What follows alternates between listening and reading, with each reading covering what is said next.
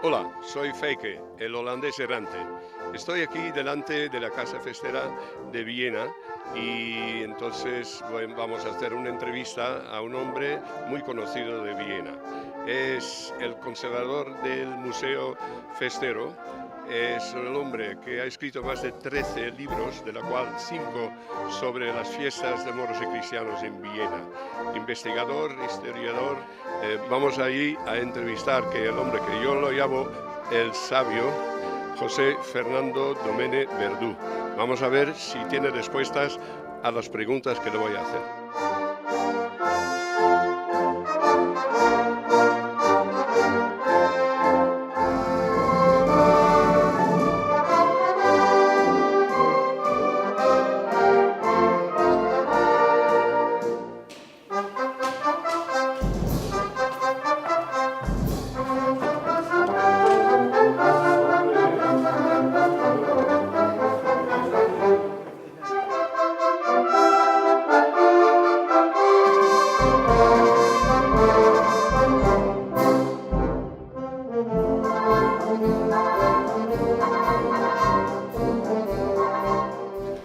Bueno, José Fernando, aquí estamos ya, los piratas. Muy bien. Cuénteme algo sobre los piratas. Por ejemplo, ¿han sido los piratas parte del bando cristiano? Y ahora de pronto somos del bando moro. ¿Qué ha pasado? ¿Cuándo fue eso? Sí, cuando se fundó la comparsa de piratas, en 1939, pasaron a formar parte del bando cristiano.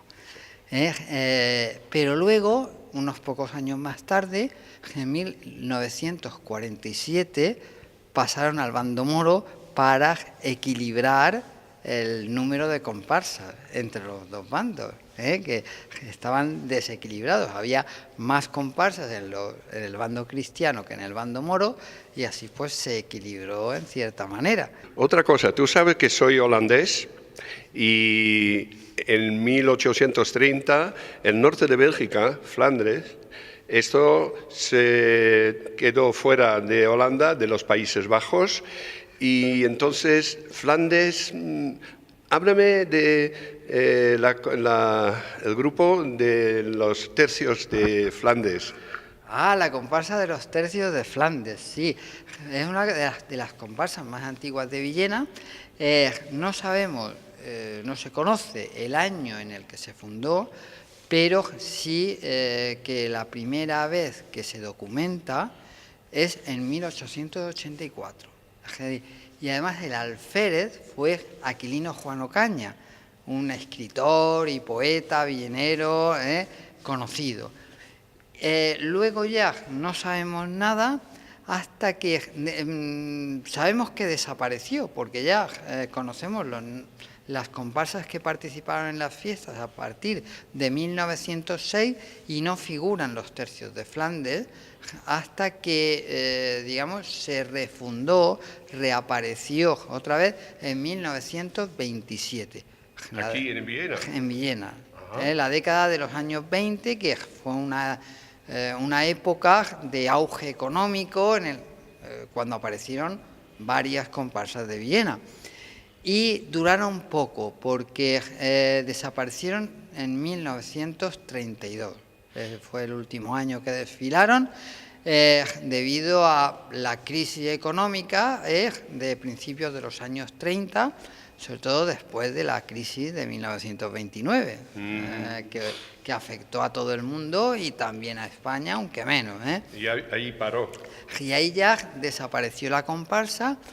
Quisieron luego volver a refundarla otra vez, a que reapareciera otra vez en 1956, pero fueron al ayuntamiento a pedir permiso al ayuntamiento para eso, pero les dijo el concejal de festejos que los tercios de Flandes no tenían nada que ver con la Reconquista, eran posteriores, y como en aquella época el ayuntamiento defendía el purismo de las fiestas, que todas las comparsas representaban a guerreros de la Reconquista, era la mentalidad de entonces, pues no los dejaron salir de tercios de Flandes, les obligaron a buscar otro nombre y salieron como comparsa de moros bereberes.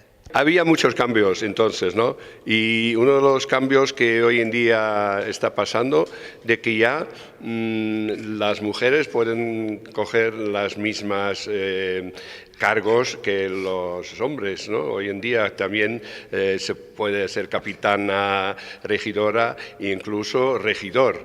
Hablando de este tema de regidoras y regidor, es el cargo más importante, digamos, de las fiestas de moros y cristianos, la regidora. ¿De dónde viene el cargo de regidora? ¿No ha sido siempre regidoras en las fiestas moros y cristianos? No, el cargo de regidora es el más moderno que hay en las fiestas.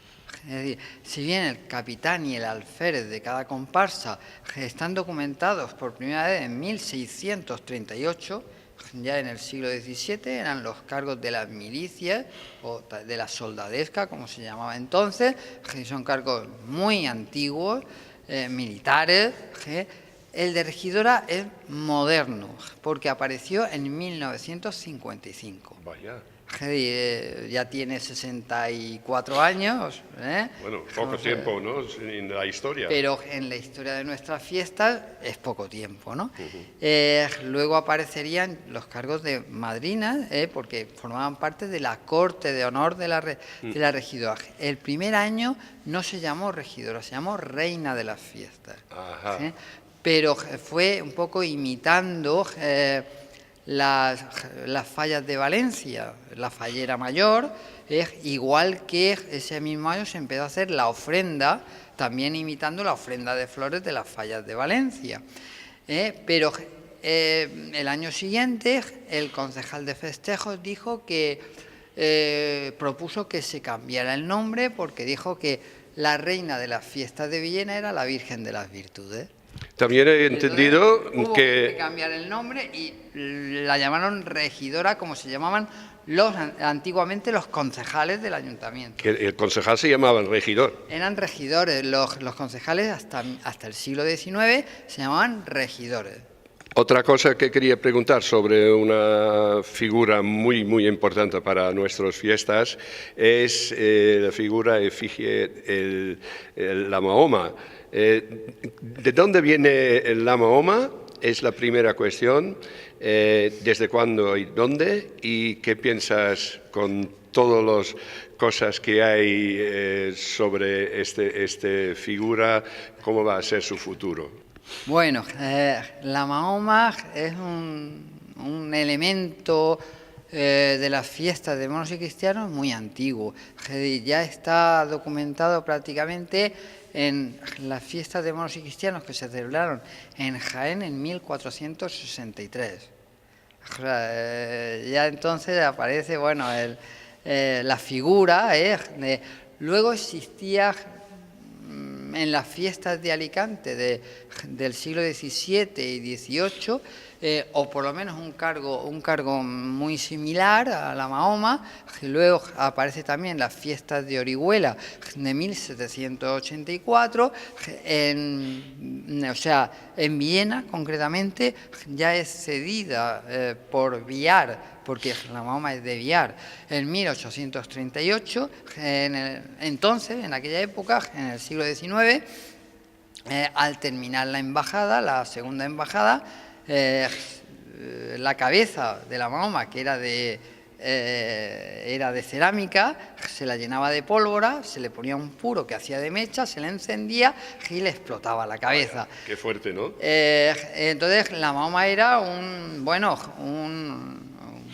una figura, un muñeco, pues con una connotación negativa. Sin embargo, en el siglo XX cambia totalmente. Todavía se siguió explotando en algunos pueblos cercanos a Villena, pero en la mayoría de ellos, concretamente en Biar y en Villena, cambia totalmente y pasa a ser un personaje muy querido por la población, por los festeros y por la población. En Biar hay una auténtica devoción a la Mahoma, es decir, casi tanto como a la Virgen de Gracia, que es la patrona de Biar. En Villena no tanto, pero también, es decir, es un personaje que tiene muchas simpatías. Pero hay mucho jaleo también hoy en día, bueno, jaleo no es la palabra, pero polémica sobre este figura. ¿Qué ves tú el futuro de Mahoma? Pues no lo sé. El futuro, yo no me gusta ser adivino, porque creo que sería muy mal adivino. Histórico, ¿no? Yo hablo del pasado, ¿no? Del futuro me cuesta mucho hablar, porque si los economistas se equivocan siempre hablando del futuro y ellos trabajan con datos estadísticos y con matemáticas, pues los historiadores que no trabajamos con todo eso, con todo ese material, pues nos podemos equivocar más todavía. Pero en el futuro yo por ahora veo que la Mahoma va a continuar existiendo igual que hasta ahora, hasta no sé cuándo. Menos mal, porque se cambia muchísimas cosas, o se quieren cambiar muchísimas cosas. Una de las cosas que están hablando es qué hacemos con la cabalgata, qué hacemos con el horario de la cabalgata de las fiestas de moros y cristianos en Villena. ¿Hay que cambiarlo? Bueno, es cierto que el horario de la cabalgata es muy problemático. O sea, que empiece a las 9 de la noche y termine a las 5 de la madrugada, este año ha durado 8 horas, sí, es un problema porque a partir de las 2 o las 3 de la madrugada el público se va a su casa a dormir y ya no hay público en las calles. Por otra parte está el programa de las bandas de música que les cuesta venir a tocar a esa hora, sobre todo si los músicos tienen que trabajar el día siguiente. Entonces es un problema. Habría que, digamos, dar alguna solución, partir la cabalgata en 2 días, el bando moro, el bando cristiano un día y el bando moro otro día, pero el problema para eso, y yo creo que la razón por la que no se ha cambiado hasta ahora, es que tenemos unas fiestas que aunque duran 5 días, más días que en la mayoría de los pueblos, está todo lleno. O sea, no hay espacio, no hay momentos para hacer esa segunda cabalgata con el bando moro, que sería... y un día los cristianos y otro día los moros también es problemático, ¿no? Sí, porque hace falta pues encontrar el momento. Que podría ser el día 7 por la noche, pero claro, el día 7 por la noche hay otros actos. Está la retreta, está la alborada... Y la gente cansada ya, ¿no? Los fuegos artificiales, el concierto en la iglesia de Santiago, la cena de la sardina de los estudiantes, la cena de los realistas, y todo eso habría que cambiarlo a otro día. Además, el día 7 la gente ya está cansada. Habrá mucha oposición, seguro. Y entonces es un problema y yo creo que es la razón por la que no se ha cambiado y no sé cuándo se cambiará, si se cambia alguna vez. Porque cualquier movimiento que se haga en el programa de fiestas de Villena repercute siempre en otros actos. Entonces es un problema. Tú eres estudiante, yo soy pirata. ¿Tú tienes alguna idea por qué los estudiantes y los piratas son las comparsas más grandes de las fiestas de moros y cristianos en Villena? ¿Por qué son los dos los más grandes? Bueno, los piratas ya empezaron a ser la comparsa más grande en los años 60. O sea, hace ya mucho tiempo, cuando empezó a aumentar el número de festeros. La razón es evidente, es decir, la forma de desfilar. La forma de desfilar ya desde el principio resultó muy atractiva para mucha gente, para muchos festeros que se apuntaban. Es decir, esa manera alegre de desfilar fue muy atractiva, sobre todo para los jóvenes, y entonces eso ha sido sin duda la razón de que las comparsas de piratas... Los de Alcoy nos llaman que los piratas es carnaval, ¿no? Bueno, los de Alcoy es que son unas fiestas punto y aparte. Ellos tienen una mentalidad del siglo XIX Estamos en el 21. Vamos a ver, la seriedad está bien para lo que ellos hacen, para que los empresarios alcoyanos desfilen en la escuadra, en la única escuadra de cada fila, luciéndose y demostrando que tienen dinero suficiente para salir de festeros.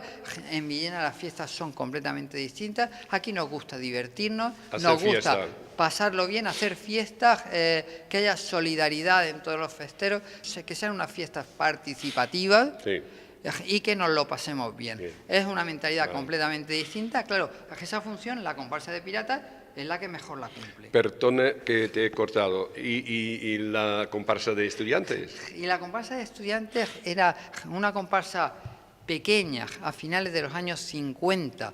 En los años 60 empezó a crecer por unas determinadas circunstancias, sobre todo porque un profesor de la entonces Academia de las Virtudes, que era donde se estudiaba el bachillerato, apuntó a sus alumnos, y entonces, ¿y cuándo empezó a crecer realmente?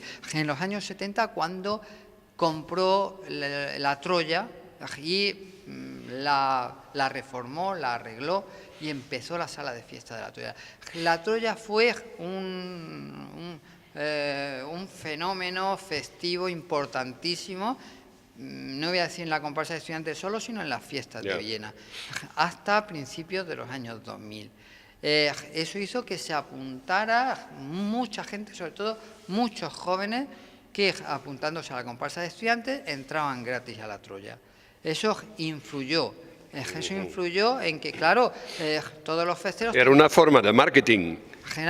Una forma de marketing, un atractivo que tenía la comparsa, que luego la comparsa de estudiantes llegó a ser en los años 90 la más grande, más que los piratas, hasta que los piratas arreglaron la guarida. Hicieron la verbena nocturna, la guarida, y entonces, a principios de los 2000, los jóvenes que iban por la noche a la verbena a bailar a la Troya, pasaron a ir a la guarida. Entonces se apuntó mucha gente a los piratas y fue cuando la comparsa de piratas superó en el número de festeros a la de estudiantes. ¿Habéis entendido esto? Tiene su razón que los dos comparsas son los más grandes, que lo ha explicado perfectamente. Tengo que terminar este entrevista porque tú sabes que es un programa muy corto y muy rápido, pero me puedes enseñar el resto del museo, que tú eres el conservador del Museo Festero. Y te doy las gracias ya, por favor, muchas gracias por recibirme. Tú y yo hablaremos más porque hay muchísimas cosas para hablar, pero nosotros tenemos que decir hasta la próxima. Gracias.